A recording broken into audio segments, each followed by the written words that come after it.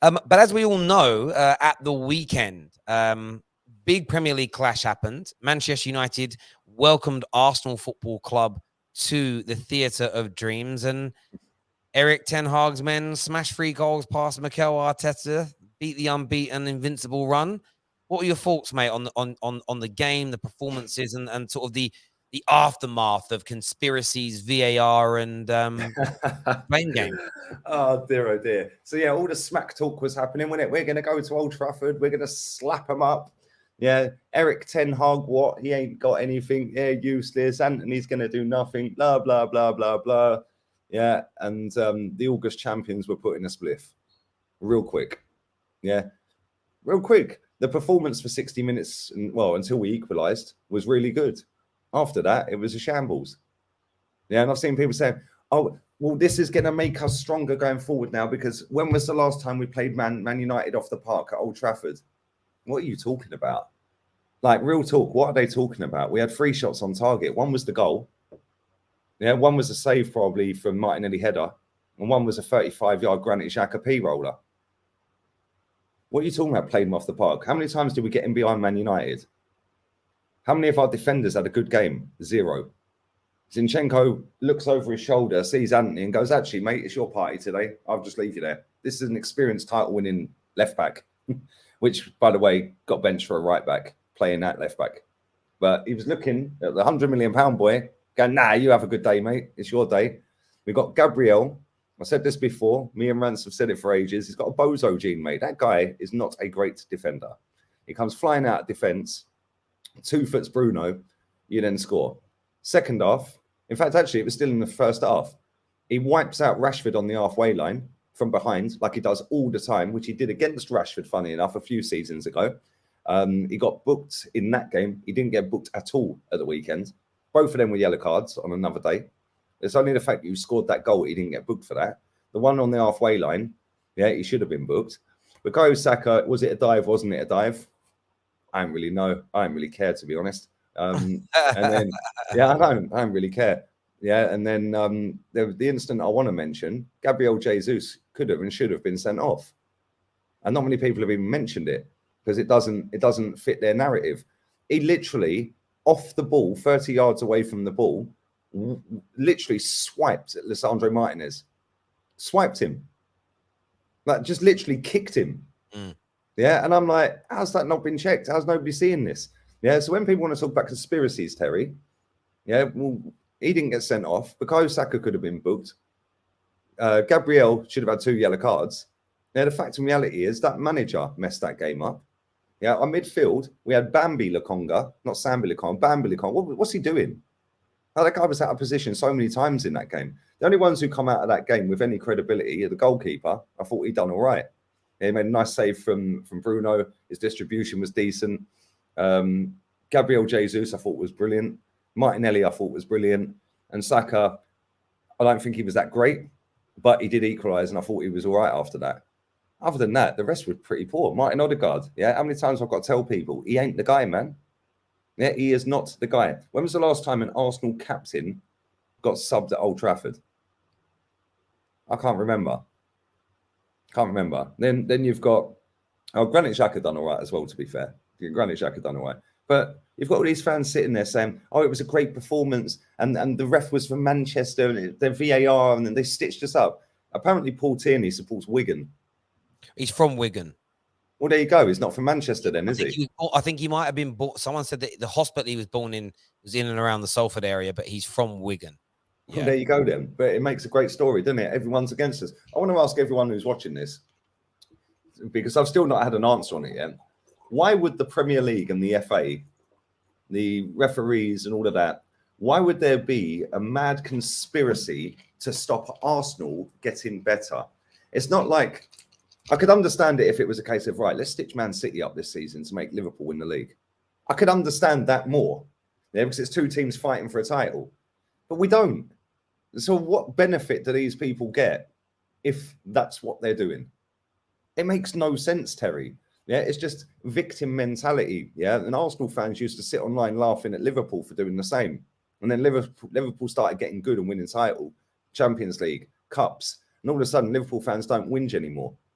yeah, about certain things that we now whinge about. So we've basically, as a fan base, morphed into Liverpool from 5 years ago, 6 years ago, before Klopp came there. Yeah, it's actually embarrassing, mate. Yeah, then you see, like, every time Arsenal have the referees announced for the Arsenal game, yeah, like you've got certain channels out there, certain big accounts out there. They put it out on their socials to hundreds of thousands of people with the name of the ref, a picture, and an eyes emoji. Like, you're trying to lead a narrative that ain't existing.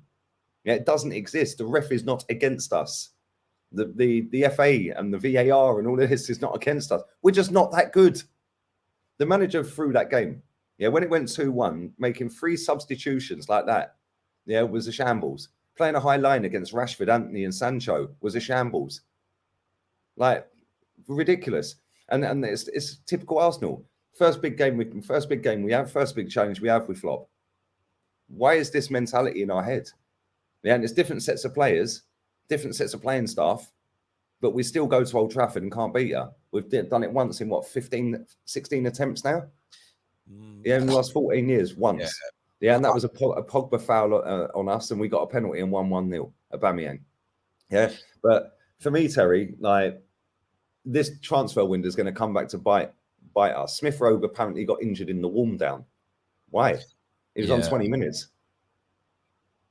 How is that possible? What I find interesting about the game, I felt you played well on the day, in the sense of, I thought your approach play was good. You had Man United sort of shook at times in the game. You pegged this in. Saliba missed a great chance. Good save from the Martinelli header, as an example. Odegaard should have scored the sitter that he had. Saka had another chance because he turned Malassi inside out. You had those moments. But I kind of reflected on the game. You know, sometimes you listen to other people's opinions, you read things. And I saw a few people tweet, well, can you really play well when you defend like that and concede 3 goals? And I thought, actually, when you deep it, the overall football performance from the entire team, it was a little bit Jekyll and Hyde, if that made sense. The approach play was good, the finishing was poor, and defending was poor, especially towards the end. And definitely a naive decision from the manager. So I do understand and get that. I think what frustrated me as a United fan watching it, and I don't expect Arsenal fans to go on fan cams, to sit on their channels, to tweet, you know, to leave comments and say, United, well done, brilliant, etc. I get an element of, you got lucky with this and you got unlucky with that. But it was the kind of, what really bothered me was how nearly all the mistakes from Arsenal were kind of ignored by a lot of the prominent Arsenal fans. They focused massively on the ref. They focused massively on the luck that Man United, quote unquote, got. And then sort of brushed, and then we're like, but we're really proud.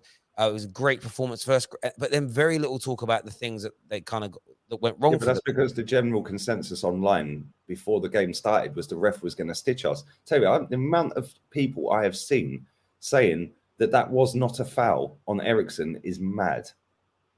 He didn't get the ball. He's coming from behind, and he's put his hands on him and clattered him in the right leg. How is it not a foul? Yeah, how is it not a foul? I think, like for me, when it first happened, I thought it was a foul in real time. I thought it was a foul on the replay. Equally, a few moments before that, McTominay did the same thing to Martinelli, and he went down. And by the way, that was one of the things that Bruno Fernandes said to the referee while the checks were going on. He goes, a few minutes ago, you gave a foul for the exact same thing on McTominay on Martinelli. How can it not be? And I think that is what got into the referee's head partly as well. But my view is this. I can agree with some. I don't care that some people think that wasn't a foul. That is football, and subjective decisions are that. They're subjective decisions. What I didn't like was this whole, but we didn't get a fair rub of the green. All the decisions went Man United's way. And then, as you say, there's the kick out from Jesus. Now, listen, Lisandro Martinez was winding him up. He touched him on the head. He stood on his foot.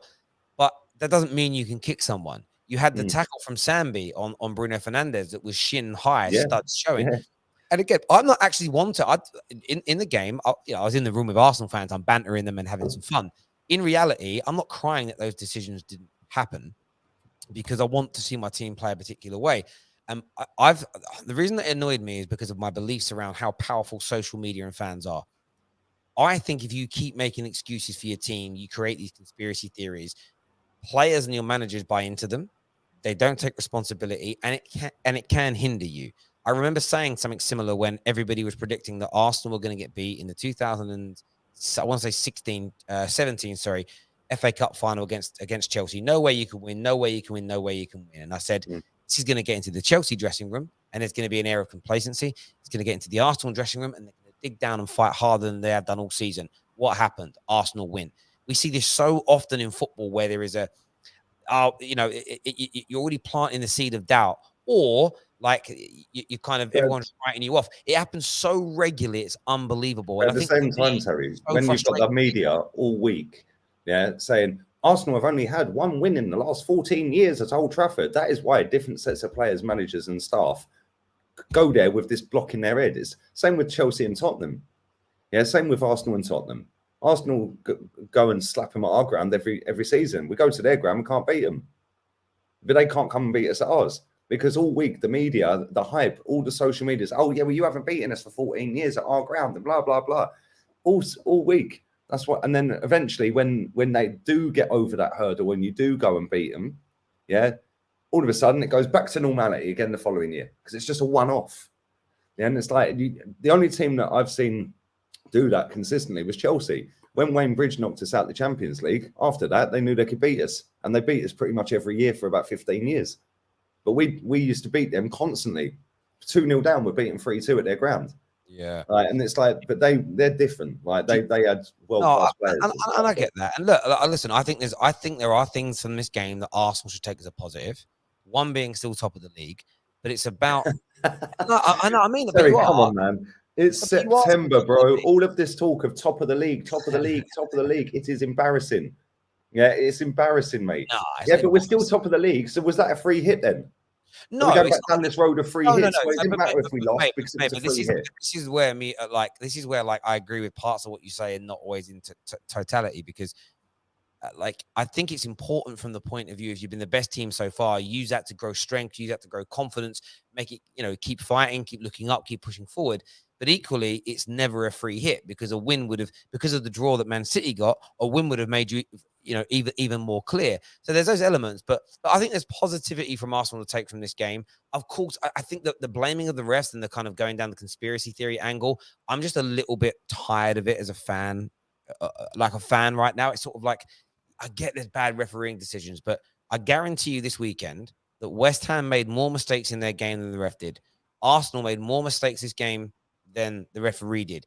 And it just annoys me that people try and put the whole result. Only once in the last 3 to 4 years have I gone and looked at a referee's decisions as the reason the team didn't win. And that was recently with Chelsea against Tottenham. I felt those 2 goals were so blatantly obvious that they needed to be disallowed. And that was 2 goals. To see 2 goals in the game from complete crazy decisions that should have gone the other way, for me, is sort of like, I don't mind people blaming the ref then, but equally, I don't think there's a conspiracy theory to get Chelsea, because then when Chelsea get a decision go their way, like if there was a conspiracy to get Chelsea, like some Chelsea fans said on the day, they wouldn't have had the goal disallowed for West Ham. That's the conspiracy theory conversation really frustrates a living daylight. And the thing is as well, Terry, right? VAR refs and the FA and Premier League, even if there was a conspiracy, they ain't stopping Arsenal scoring goals or defending properly, are they?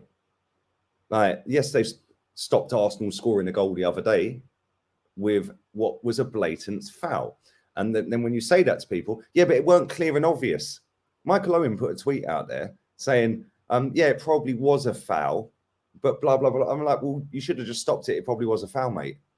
Well, this is the thing. If it was a foul and the referee didn't think it was, and then he changes his mind. It's a clear and obvious error, isn't it? Clear and obvious error. Because exactly. If you're changing your mind, and this is what I think. He said VAR is not there to re-ref the game. Yeah, it probably was a foul. Yeah, but blah, blah, blah. And I was like, well, it is there to re-ref the game if the ref has made a mistake, a clear and obvious mistake, a clear and obvious error. Yeah, the VAR and refs are not stopping Arsenal shooting, are they? They're not stopping Arsenal defending their man properly. They're not stopping Arsenal tracking their midfield runners. Yeah, they're not stopping Arsenal crossing the ball into the box. All of this is crap, Terry, and it is just another excuse to cover up the failings of our manager on the day. He made mad errors on that day. 3 substitutions. He brought on Smith Rowe, who clearly ain't fit, hence why he got injured in the warm down. Right? He then brings on Teabag from prison break. The first thing he did was pass him clean for 1 goal. Like, it's mad. If that was me and I was managing that game, Tierney would have started anyway, and Zinchenko would have been in midfield. Instead, he plays Bambi Lukonga in midfield, And what did he do all game? Oh, keep giving him the ball, keep being out of position. Xhaka was out of position. Then Xhaka's chasing him, his man, because he's out of position. It was a shambles. And that midfield got powered through, mate. Scott McTominay, it was one of the best games I've ever seen him play. Christian Eriksen, what a performance, mate. Yeah, that guy nearly died on the football pitch. Yeah, and that guy's playing with a pacemaker. Look how good that performance was, mate. Bruno Fernandes, we sat here the other day having an argument. Shut up, man. Yeah, we sat here the other day. What a performance. Credit where it's due. He was brilliant. Yeah, and that's where the game was lost. But who knew Arsenal needed midfielders? Who knew that? Oh, yeah. Yeah. No, I agree with that.